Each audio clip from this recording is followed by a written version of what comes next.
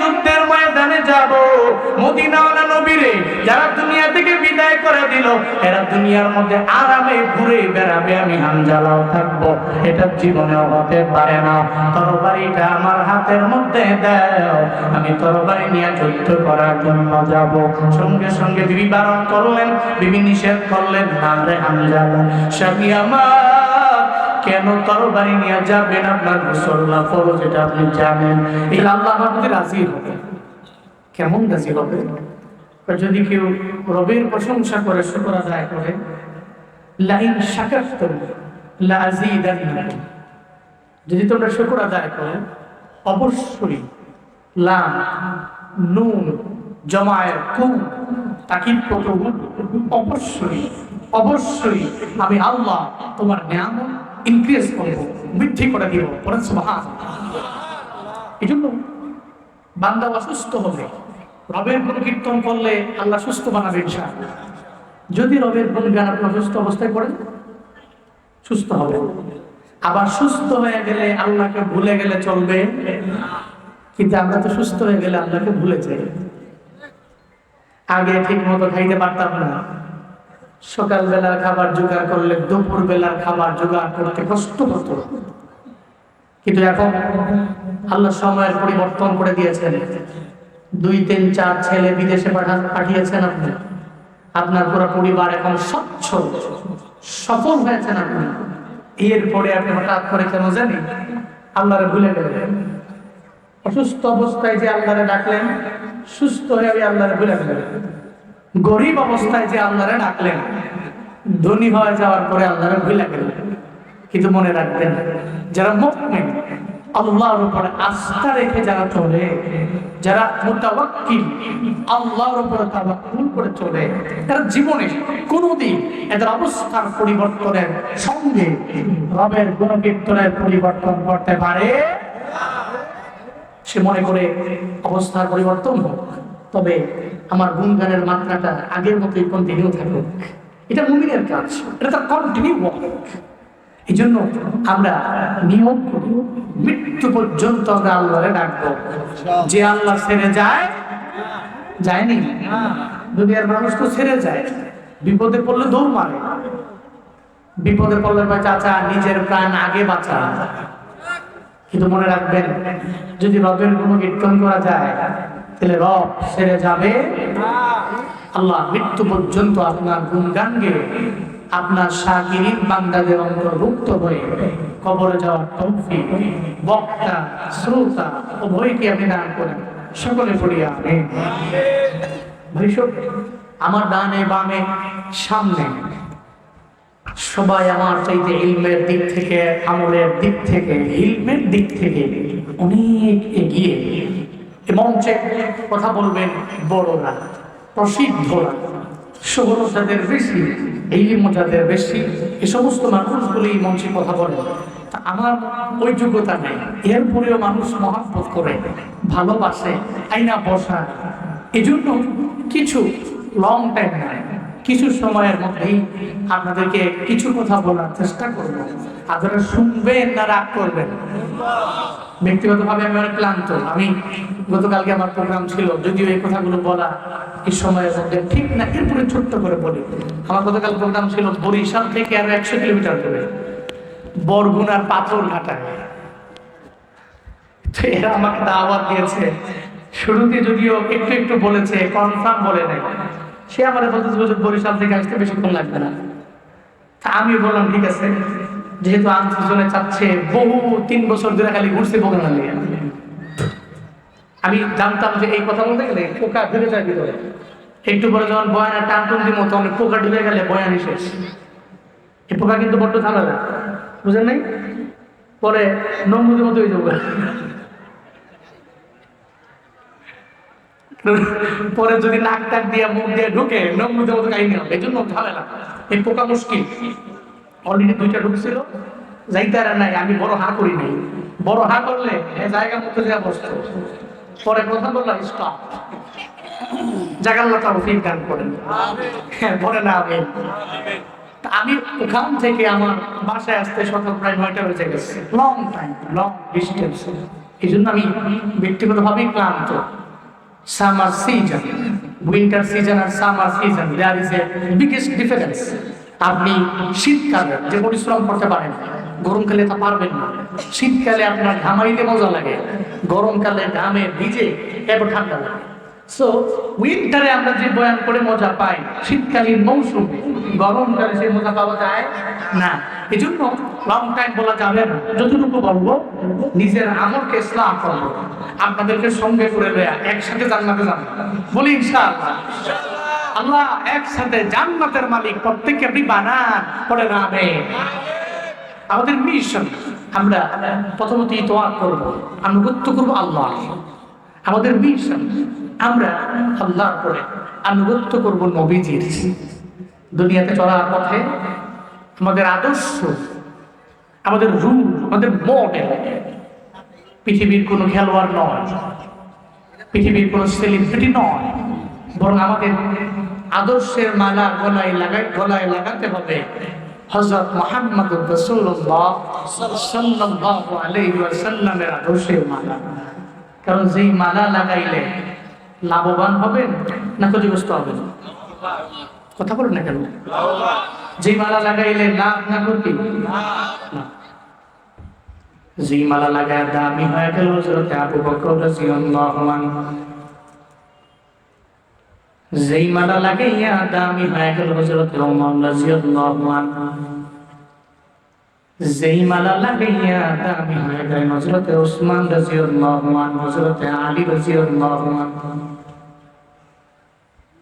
যেই মালা লাগাইয়া সাহাবায়ে কেরাম রবের দরবারে বড় দামি। একটু ওমরের দিকে দেখেন না, যে ওমর কালেমা পড়ার আগে ছিলেন জাহান্নামের কিনারায়। খালি কালেমাটা পড়তে দেরি, নবীর আদর্শের মালাটা গলার মধ্যে লাগাইতে দেরি, ওমর উঠে গেলেন জান্নাতের মিনারায়। কালেমা পড়ার আগে যে ওমর ছিলেন জাহান্নামের কিনারায়, কালেমা পড়ে ওমর উঠে গেলেন জান্নাতের মিনারায়।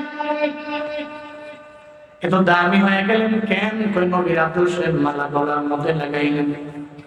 এই জন্য হযরত ওমরের দাম রবের দরবারে বেড়ে গেল, উনি লাভবান হয়ে গেলেন, ক্ষতিগ্রস্ত না। আজ হযরত ওমরের নাম নিয়ে গিয়ে মানুষ রবের দরবারে দোয়া করে, কিন্তু নবীর আদর্শটা গ্রহণ করতে পারে না আবু জাহাল। আবু জাহালের দাম এখন মানুষের দরবারে নাই, উতবার দাম রবের দরবারে নাই, সাইবার দাম রবের দরবারে নাই, ওয়ালিদ ইবনে মুগিরার দাম রবের দরবারে নাই। শুধু তাই না রে বাবা, এখন এদের বাড়িটা পর্যন্ত বাড়ি নাই, এখন এদের বাড়িটা পর্যন্ত হাম্মামখানায় পরিণত হয়ে গেল। যুগে যুগে যারা লাভবান, এরা মরণের পরে এদের নাম মানুষ শোনার পরে চোখের পানি ফেলায় ফেলায় কান্নাও করে। গতকালকে মার্চ ফর গাজা স্টেজের মধ্যে আল্লামা জুনায়েদ বাবুনগরী রাহমাতুল্লাহি আলাইহি, শাইখ আহমদুল্লাহ জুনায়েদ আল হাবিব সাহেবের নামটা বলতে যে মুখ ফসকে বের হয়ে গেল। আল্লামা জুনায়েদ বাবুনগরী রাহমাতুল্লাহি আলাইহির নাম, এটা শোনার পরে আমি দেখছি অনলাইনে সবাই লেখালেখি করে। আজকে যদি জুনায়েদ বাবুনগরী আমাদের রাহবারটা এই মার্চ ফর গাজার মধ্যে সুন্দর করে চেয়ারের মধ্যে বসে থাকতো, আমার কাছে মনে হয় এখন যত সুন্দর হয়েছিল এর চাইতেও ট্রিপল গুণে সৌন্দর্যতা আরো বেড়ে যেত, ঠিক কিনা? জাতির বড় সম্পদ আল্লামা আহমদ শফী রাহমাতুল্লাহি আলাইহি, জাতির বড় দামি সম্পদ আল্লামা জুনায়েদ বাবুনগরী রাহমাতুল্লাহি আলাইহি। দুনিয়া থেকে বিদায় নিয়ে যাওয়ার পরে আজও এদের নাম শুনলে মানুষ চোখের পানি ফেলায় দোয়া করে। বাংলাদেশের প্রত্যেকটা দাওরায়ে হাদিস মাদ্রাসায় খতমে বুখারী অনুষ্ঠানে আজও ওনাদের জন্য দোয়া করা হয় কি হয় না? হয়নি? কেন দামি? নবীর আদর্শের মালা গলায় লাগানোর কারণে দামি। ব্রাহ্মণবাড়িয়া আখাউড়ার একটা যুবক উনিও যদি আজকে থেকে নবীর আদর্শের মালা গলায় লাগাইয়া যদি এলাকার মধ্যে চলাফেরা করে, ওই বান্দা দুনিয়া থেকে বিদায় নিয়ে যাওয়ার পরে দেখবেন উলামায়ে কেরাম তার জন্য হাত তুলে রবের দরবারে দোয়া করে। কেন রে? ওই নবীর সুন্নতের উপরে আমলের মাত্রাটা কন্টিনিউ বাড়ায়া দিল।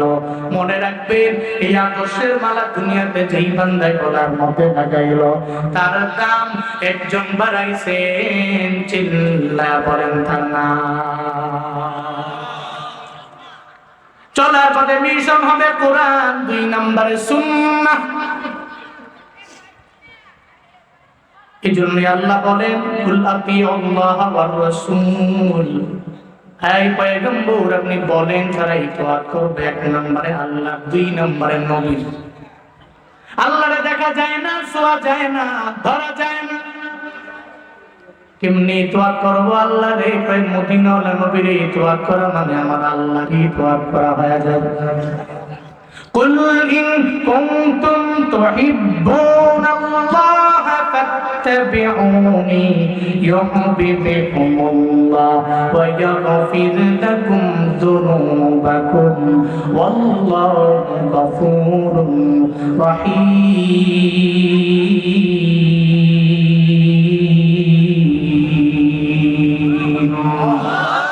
আরো জোরে চিল্লে আল্লাহু আকবার, আরো জোরে চিল্লে রব কি বড় করেন, পড়েন আল্লাহু আকবার।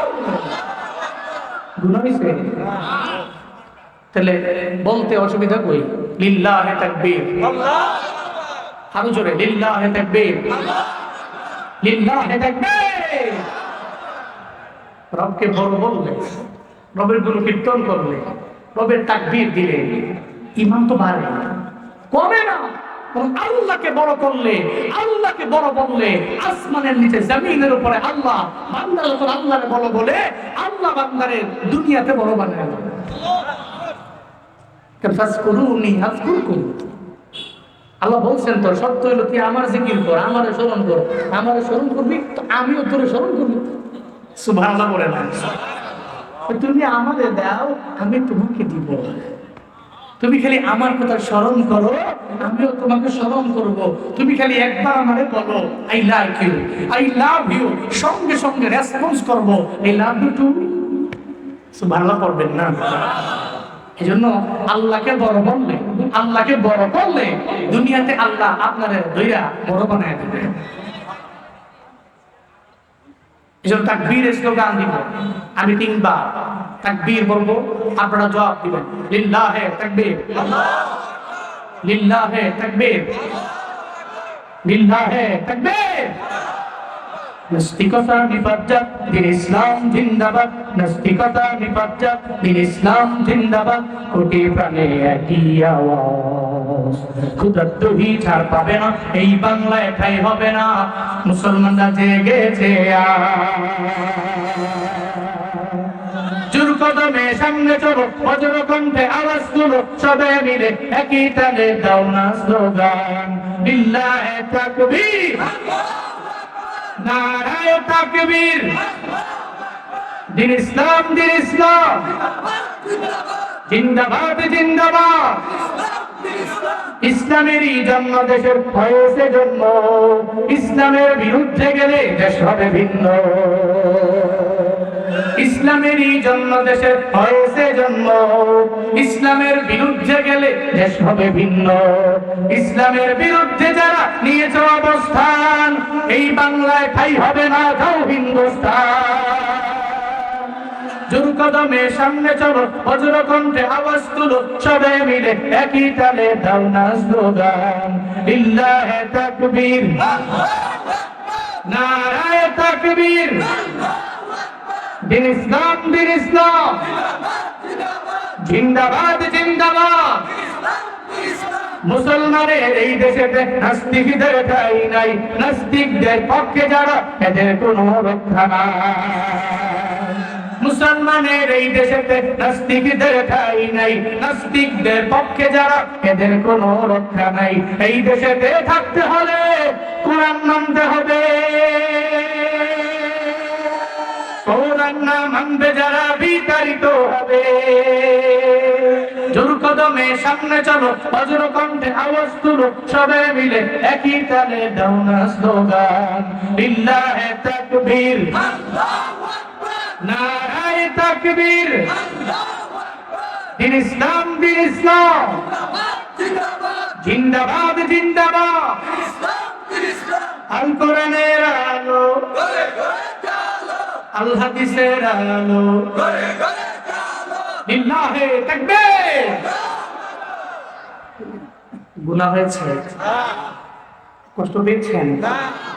কাকে বড় করলেন? আল্লাহ। কোন ধর্মকে বড় বললেন? ওই ধর্মটা আল্লাহর কাছে গ্রহণযোগ্য না। তাহলে আল্লাহকে বড় করলাম, ইসলামকে বড় করলাম, খুশি হয়েছেন কে? মিয়া যদি রব খুশি হয় তাহলে জান্নাতে যাওয়ার আর কোনো প্রতিবন্ধকতা নাই তো? জান্নাতের মালিক কে? কোনো বাবা, কোনো দাদা, কোনো আলেম? এই জন্য মিশন থাকবে, রাজি করবো কারে? আল্লাহ রাজি করতে গেলে তো নবীর সুন্নতের উপর আমল করতে হবে। রাসূলের অনুসরণ অনুকরণ করবে যখন আল্লাহ হয়ে যাবে আমাদের আপন। আল্লাহ যখন হবে আমাদের আপন, গুনাহ ক্ষমা করিবে তখন, গুনাহ ক্ষমা করিবে তখন, চিল্লায় পড়া যাবে কি সুবহানাল্লাহ। আল্লাহ পাক বলেন, ইন কুনতুম তুহিব্বুনাল্লাহ, যদি তোমরা আল্লাহকে ভালোবাসতে চাও, আল্লাহর মহব্বত চাও, তাহলে ফাত্তাবিউনি, তোমরা আমার ইত্তেবা করো, আমার অনুসরণ করো, আমার অনুকরণ করো। যদি আমার অনুকরণ করতে পারো, লিয়াহবিবিকুমুল্লাহ, তুমি যখন আমার অনুসরণ করবা আল্লাহই তোমারে ভালোবাসবে। তুমি আমারে অনুকরণ করলে আল্লাহ তোমারে মহব্বত করবে, আল্লাহ ভালোবাসবে। শুধু তাই না, আল্লাহ শুধু ভালোবাসেই ক্ষান্ত না পরিসমাপ্তি ঘটাবে না, নবীর ইত্তেবা করার কারণে জিন্দেগিতে গুনাহর অভাব নাই। আল্লাহ পাক জিন্দেগির সব গুনাহগুলোরে মাফ করে দিবে। এই জন্য চলার পথে মদিনাওয়ালা নবীর আদর্শের মালা গলায় লাগাও। ওই আদর্শের মালা গলায় লাগাইলে আমার আল্লাহর ইতোয়াত করা হয়ে যাবে, আনুগত্য করা হয়ে যাবে। যেমন নবীরে পরিপূর্ণ অনুকরণ কইরা দামি হয়ে গেলেন সাহাবায়ে কেরামেরা, এরা কেমন পরিমাণ অনুকরণ করলেন, নবীজি বারণ করলেন, এরপরে যাওয়ার জন্য ব্যাকুল হয়ে গেল। যেমন হযরতে হামজালার কাহিনী এমন কোন বান্দা নাই জানে না যে হামজালা আমার নবীর জন্য এত পরিমাণে পাগল পাড়া হয়ে গেল। বিয়ের পরে নবীজি রুখসত দিয়ে দিলেন, রে হামজালা, উহুদের ময়দানে তোমার যাওয়া লাগবে না, তুমি তোমার বিবিরে গিয়ে সময় দাও, তোমার ঘরের মধ্যে যাও, বিবিকে যে ঘরের মধ্যে সময় দাও। হযরতে হামজালা মদিনাওয়ালা নবীর পক্ষ থেকে রুখসত পেয়ে যখন ঘরের মধ্যে চলে গেলেন, একটা পর্যায়ে গভীর রাত যখন হয়ে গেল, হযরতে হামজালা বিবির সাথে কার্যক্রম শেষ করে যখন যাবে ফরজ গোসলের জন্য রওনা, হঠাৎ করে শুনতে পায় কে যেন মদিনার অলিতে গলিতে বিভিন্ন জায়গায় ঘুরে বেড়ায়, নবীর ব্যাপারে বলে, কুতিলা মুহাম্মদ, মদিনাওয়ালা নবী নাই, ওনারে দুনিয়া থেকে বিদায় করে দেওয়া হলো। যেই হামজালা আমার মদিনাওয়ালা নবী রুখসত পাওয়ার পর নিজে উহুদের ময়দানে যায় না, এরপরেও যখন শুনতে পাইল মদিনাওয়ালা নবী দুনিয়ায় নাই, ওনারে বিদায় করে দেওয়া হলো, হঠাৎ করে এই কথা শোনার পরে মাথা নষ্ট হয়ে গেল। হামজালা কয়, আমি গোসলটা করবই বা কার জন্য? আমি গোসলটা করতাম নবীর আদর্শ মাইনা, নবী যদি দুনিয়ার মধ্যে না থাকে, আমি হামজালার ফরজ গোসল দিয়া দুনিয়ার মধ্যে আমার কি লাভ হবে? হযরতে হামজালা যখন ঘরে দৌড়ে যায়, যা বলে, বিবি আমার মদিনাওয়ালা নবী নাই। উহুদের ময়দান থেকে কে যেন ঘুরে ঘুরে ঘুরে ঘুরে বেড়ায় বলতে লাগলো, মুহাম্মদকে দুনিয়া থেকে বিদায় করে দেওয়া হলো, সে দুনিয়ায় নাই। কুতিলা মুহাম্মদ, ওনাকে নাকি দুনিয়া থেকে বিদায় করে দেওয়া হয়েছে, শহীদ করা হয়েছে। আমায় বলো না, আমি কার জন্য যে গোসলের মধ্যে ফরজ গোসল করব? আমায় বলো না, যেই জায়গায় নবী নাই ওই জায়গায় আমার গোসলের দ্বারা কোনো ফায়দা নাই। এবার বলতে লাগলেন, ও বিবি আমার, তরবারিটা আমায় দাও, আমি তরবারি নিয়ে যুদ্ধের ময়দানে যাব। মদিনাওয়ালা নবীরে যারা দুনিয়া থেকে বিদায় করে দিল, এরা দুনিয়ার মধ্যে আরামে ঘুরে বেড়াবে, আমি হানজালাও থাকবো। এটা জীবনেও হতে পারে না। তরবারিটা আমার হাতের মধ্যে দাও, আমি তরবারি নিয়ে যুদ্ধ করার জন্য যাব। সঙ্গে সঙ্গে বিবি বারণ করলেন, বিবি নিষেধ করলেন, না রে হানজালা, স্বামী আমার কেন তরবারি নিয়ে যাবেন? আপনার মুসল্লা ফরজ, এটা আপনি জানেন।